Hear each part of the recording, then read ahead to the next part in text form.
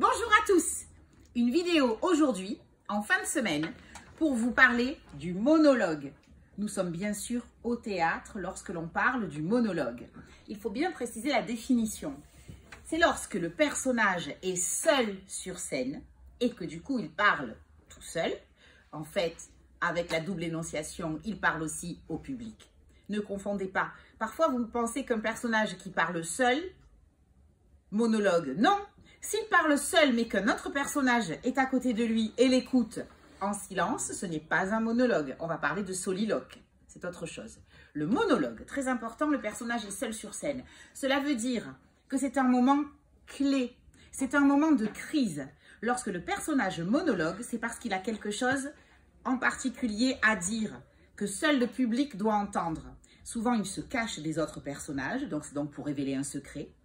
C'est aussi pour prendre une décision, moment de crise parce qu'il est perturbé et il doit prendre une décision importante et donc il va pouvoir peser le pour et le contre. On pense aux stances du Cid de Corneille notamment.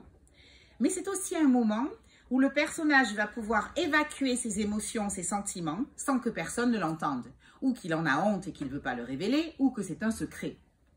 Et c'est très important. Et pourquoi aujourd'hui je faisais cette fiche? Parce que nous prenons un exemple, l'exemple de Tartuffe. Pourquoi Tartuffe ne monologue-t-il jamais? Mais parce que Tartuffe est un faux dévot, un hypocrite, et qu'il se cache.